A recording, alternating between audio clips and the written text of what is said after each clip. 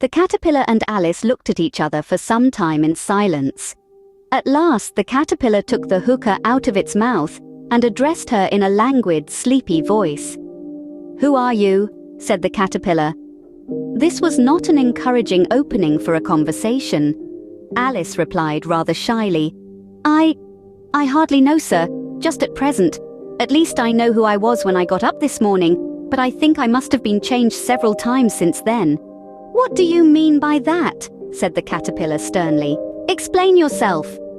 "I can't explain myself, I'm afraid, sir," said Alice, "because I'm not myself, you see." "I don't see," said the caterpillar. "I'm afraid I can't put it more clearly," Alice replied very politely, "for I can't understand it myself to begin with, and being so many different sizes in a day is very confusing." "It isn't," said the caterpillar. "Well, perhaps you haven't found it so yet," said Alice, "but when you have to turn into a chrysalis, you will someday, you know, and then after that into a butterfly, I should think you'll feel it a little queer, won't you?" "Not a bit," said the caterpillar. "Well, perhaps your feelings may be different," said Alice. "All I know is, it would feel very queer to me." "You?" said the caterpillar contemptuously. "Who are you?" Which brought them back again to the beginning of the conversation. Alice felt a little irritated at the caterpillars making such very short remarks, and she drew herself up and said, very gravely, "I think you ought to tell me who you are first." "Why?" said the caterpillar.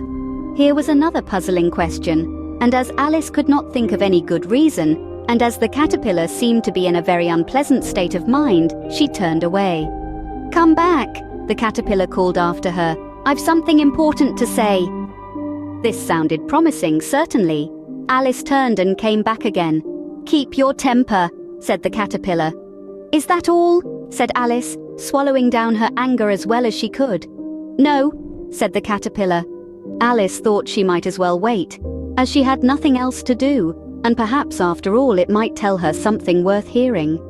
For some minutes it puffed away without speaking, but at last it unfolded its arms, took the hookah out of its mouth again, and said, "So you think you're changed, do you?"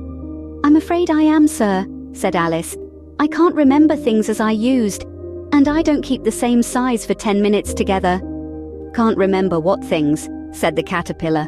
"Well, I've tried to say, 'How doth the little busy bee?' but it all came different." Alice replied in a very melancholy voice. "Repeat, 'You are old, Father William,'" said the caterpillar. Alice folded her hands and began. "You are old, Father William," the young man said, "and yet you incessantly stand on your head." "In my youth," Father William replied to his son, "but now that I'm perfectly sure I have none."